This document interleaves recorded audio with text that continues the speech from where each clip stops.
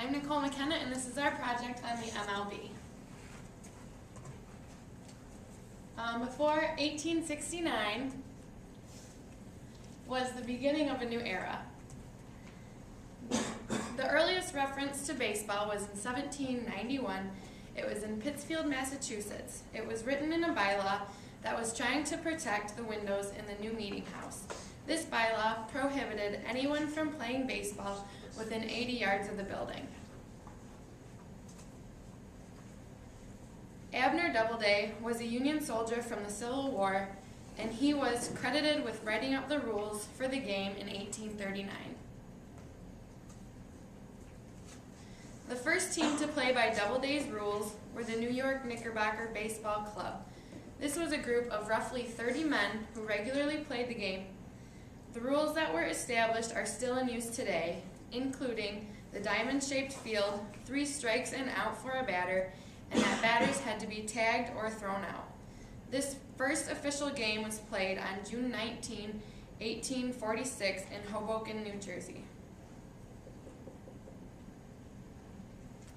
The first reference to baseball as the national pastime came from the New York Mercury newspaper in 1856. In 1858, they started to charge admission at baseball games. This started in Corona, Queens, New York. This brought a new source of revenue, which greatly impacted the economy. The 2 teams playing in this game were the Brooklyn All-Stars and the New York All-Stars. In the 1860s, baseball expanded into a national game, and the National Association of Baseball Players was formed. By the end of 1865, there were almost 100 clubs in the NABBP, and by 1867, there were over 400 members. In 1869, the Cincinnati Red Sox were the first team to declare themselves as openly professional, and they were very aggressive in recruiting the best players around. Shortly after that, 12 more clubs declared themselves professional. Next up, we have John with 1871 to 1890.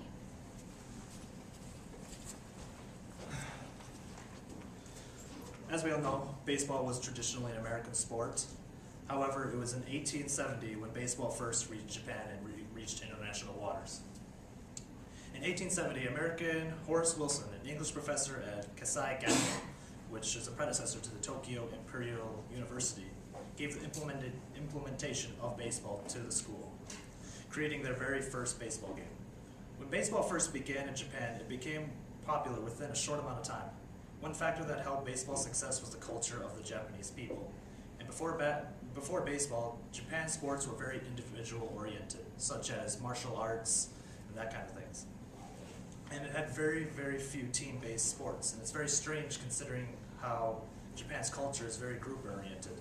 But it does explain why baseball became a big hit in the first place. And it was not until 1878 when Japan created their very first baseball team and started their own league. And it was in 1871 the National Association of Professional Baseball Players were established as the sport's first major league. And 5 years later, on February 2nd, 1876, the National League of Professional Baseball Clubs, or the National League, was formed.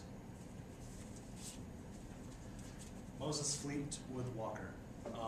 Many people speculate that Jackie Robinson was the first African-American player that broke the color barrier of baseball, but that's not the case.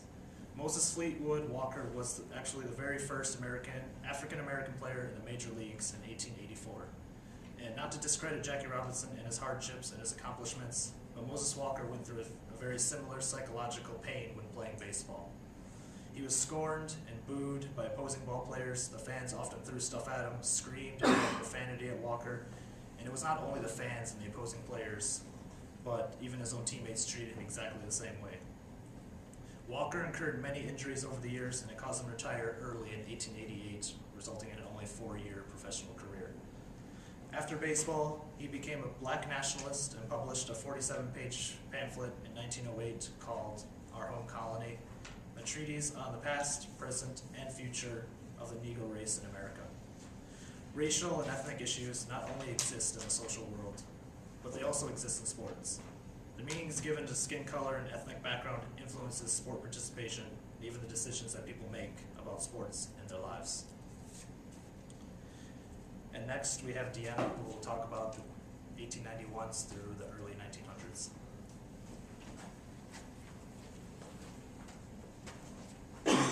Okay, the American League was originally known as a minor league known as the Western League that was created in 1885. The league later developed into a major league after the American Association disbanded. In its early history, the Western League struggled until 1894 when Ben Johnson became the president of the league. Johnson led the Western League into a major league status and soon became the president of the newly renamed American League that was formed in 1901. The first World Series was played on October 1st, 1903, when both the American and National League finally agreed to coexist in peace, leading to the inaugural World Championship between the two pennant winners. The first two teams to play in the game was the Boston Americans of the American League versus Pittsburgh Pirates of the National League in a 9-game series. In 1904, John McGraw would not let the New York Giants play in the second World Series after the American League won the first series. This raised some eyebrows in the baseball world as the American League was only 3 years old and many National Leaguers assumed their institution was superior. McGraw had his reasons, and they involved the most basic emotion: ego, power, and money. With the blessing of the two league presidents, the World Series restored in 1905, and ever since then, they've been played. In 1907 is when Alta Weiss broke the gender barrier, becoming the first female to sign with the semi-pro Vermilion Independence. Throughout the Northeast and Ohio, news of the 17-year-old Wonder Girl spread quickly. Alta's trailblazing role in baseball paved the way for other female players. She played the first game 36 years before the famed All-American Girls Professional Baseball League was created due to the mass player shortage during the World War II. Alta's skills with the baseball proved that an unexpected person can have remarkable talents. Next up is Riley, who will be talking about 1911 through 1980. All right. In 1918, the first Major League players went overseas to fight in the First World War. Players who served and died include Tom Burr, Eddie Grant, and Rolf Sherman. Also in 1918, the Star Spangled Banner was first played at a baseball game, and it was sung mostly for all the baseball players who were veterans in the First World War. In 1919, 8 Chicago White Sox players through the 1919 World Series. The players include Eddie Crickhout, Oscar Happy, Felsch, Arnold Chick Gondel, Shoeless Jackson, Fred McCullen, Charles Swede Reisberg, Buck Weaver, and Claude Lefty Williams. George Weaver attended the meetings initially and where the fix was initially discussed. He did not participate or receive any money, and he played to the best of his ability in the World Series. George Weaver was banned simply because he knew about the fix. Fred McCullen was not originally part of the fix, but since he caught word of it, he threatened to out the group of baseball players unless he got paid. Keenshaw Mountain Landis was appointed the first commissioner of baseball after the scandal, and he virtually had unlimited powers over anybody who played in the major and the minor leagues. He made the decision to ban anybody who knew about the fix or participated in it. The first radio broadcast was on August 5th, 1921, and it was during a Pirates versus the Phillies. The game was broadcast by KDKA of Pittsburgh. At this time, the broadcasters were not present at the actual game. They were at a building miles away, and they were given reports from a telegraph machine. In 1923, Westinghouse House covered the World Series, and Graham McNamee was the broadcaster for Westinghouse and was the first colored commentator ever to record anything with sports. Next up is Tyler, and he covers 1930s and 40s.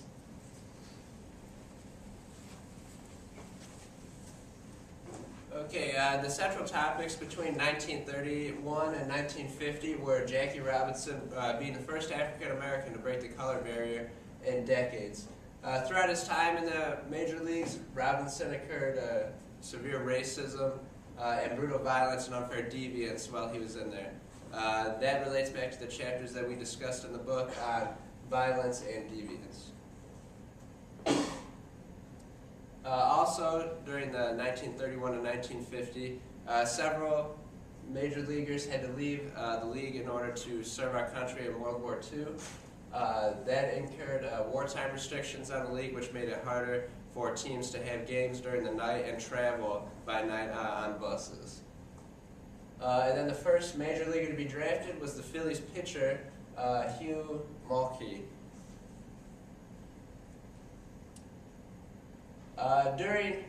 Prior to the 1942 season, Commissioner Landis was forced to write a letter to President Franklin Roosevelt, to ask him to allow games during the wartime restrictions because it made it hard to have these games due to the travels that the players had to do late at night. And the attendance, despite all the players having to leave for the war, attendance did not drop that significantly. It was actually at an all-time high during the last season during the war.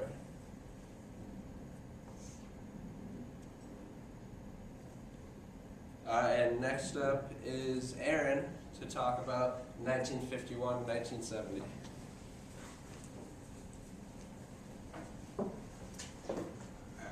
MLB expansion. Major economic factors caused many teams to relocate. The first move was in 1953, the Boston Braves to Milwaukee. The following year, the St. Louis Browns moved to the Baltimore, becoming the Baltimore Orioles. And then the following year, the Philadelphia Athletics moved to Kansas City in 1955. All of these moves were not controversial, as they were the least successful teams during that time period. And then in the 1960s, the Brooklyn Dodgers moved to LA, and the New York Giants moved to San Francisco. And both of those moves broke the ice and opened the West Coast market. Post-World War II population shifts, South and West, and West Coast cities were actively pursuing Major League Baseball to relocate there. The Braves then moved to Atlanta in 1966, and the Athletics set up shop in Oakland in 1968. Most relocation did not involve a change in ownership. Expansion occurred because franchise owners saw a higher potential profit in the other locations, and also owners maintained control over teams after relocating. Internal factors associated with expansion, it protected against rival leagues, which was beneficial for the league as a whole because all cities were capable of supporting a franchise. Monopoly control over the sport is essential to many aspects of player contracts and draft rights. Media, all local TV revenue is assigned to the home teams. Television revenue has greater growth potential, billions of viewers compared to ticket sale revenue. And the media revenue was an economic factor for the franchise relocations of St. Louis, Milwaukee, and Kansas City.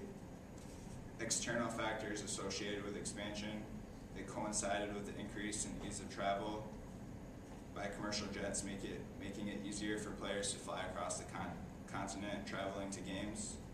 And with the increase in the popularity of television, interest in sport grew leading up to and during the 1950s and 60s.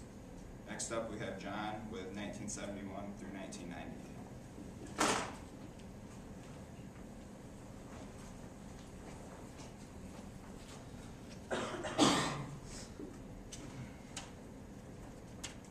Okay. After 25 years of being banned from the MLB, it's time for Pete Rose to be allowed into the Hall of Fame. Evidence was flowing in, and it was leaving little doubt in the mind of not only the baseball world, but also the whole world that baseball's all-time hits leader and one of baseball's greatest players and celebrated players was gambling on baseball. There were phone calls being made between Rose and bookies, not only before the game, but even minutes after the national anthem as well. Rose is betting nearly $20,000 a day on virtually every team, including his own. He has served his time, and it's time for him to get his spot in the Hall of Fame. Or are they going to wait for him to die to finally allow him in? He is 73 years old and has done many things to get his public relations and reputation up, such as writing a letter to thank the veterans and bringing awareness that we lose 22 vets to suicide each day in this country. The website, called www.hustleforheroes.org, donates to help the veterans get the help that they need. He is trying to show that he isn't the bad guy, and 25 years is plenty of time. With the 2015 All-Star Game being in Cincinnati, it'd be really great to see Pete Rose possibly throw out the first pitch or have something to do with that game. He should be able to guest hit. He should be a guest hitting coach for the Reds or any time, willing to let him coach and teach. When people are sentenced to 25 years in jail, they get a second chance, and I'm sure all Pete Rose wants is a second chance. In 1889, Billy Beane played his last baseball game and became a scout in 1990 for the A's. Moneyball was a movie based on him and his journey and how the A's would be a playoff team with one of the lowest salary caps in baseball history. He would make do with what he had and use his farm system to make his team better because he didn't have the money to go out and get the big name player. This could be teaching us that we have to make do with what we have in our lives, and it's not always about the big name or about having the most expensive items to be the best. Billy Beane did it and is still doing it today as the general manager of the Oakland Athletics. And in 1889, salaries increased by 13%. The average salaries went from $430,000 to $488,000 from 1988 to 1989. This could be an example of how the economy is rising and that the players are spending more money. And next up we have Sam that talks about 1991 to the 2010.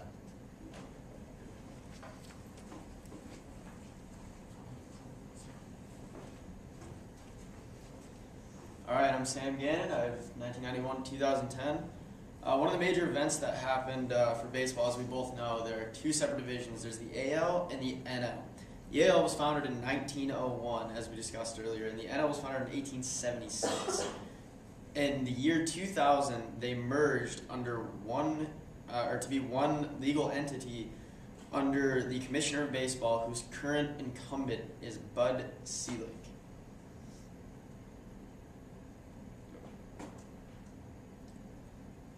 All right, so Barry Bonds, he ties into sociology because we talked about deviance. As we all know, he is currently holding the record for most home runs hit career, above, I believe, Hank Aaron, with 762 home runs. He made his first debut in the MLB on May 30th, 1986 for the Pittsburgh Pirates, and he made his last appearance September 26, 2007 for the San Francisco Giants. Now, what everybody knows about Barry Bonds is his steroid scandal, which he allegedly never took because he didn't consider taking steroids because he was using creams and he thought you had to be injected. His career statistics had a batting average of .298. He had 2,935 hits, 1,999 runs batted in, and 514 stolen bases. He also represented Team USA one time in the World Baseball Championships in Cuba. Next up we have Ethan to talk about 2014 and beyond. Alright, I'm Ethan, and I talked about 2011 and beyond. And first off is A-Rod and his steroid use. Originally, he did not use steroids. He used substances that resembled steroids, and he spent about $12,000 a month on a fake doctor to get these drugs. In 2011, the Dodgers filed for bankruptcy, Chapter 11, which still allows the players to get payroll, and the owner, Frank McCourt, was going through a divorce, which took out a lot of money out of the system, and proposed a $3 billion 17-year contract with the News Corp's Fox Broadcasting Company, and they rejected that. The 2013 Hall of Fame, did not induct Barry Bonds and Roger Clemens because of steroid use. It was said that steroids were used earlier in the years, and that all of their stats were thrown off because of the steroid use, and they did not want to induct them into the Hall of Fame. The future of the MLB consists of relocation of teams just like in the past, and changing the economy in different cities. And the MLB is known for their accessibility in the media world, especially with the new Twitter, Instagram, and all that good stuff. And yep, that's it. And that is our presentation.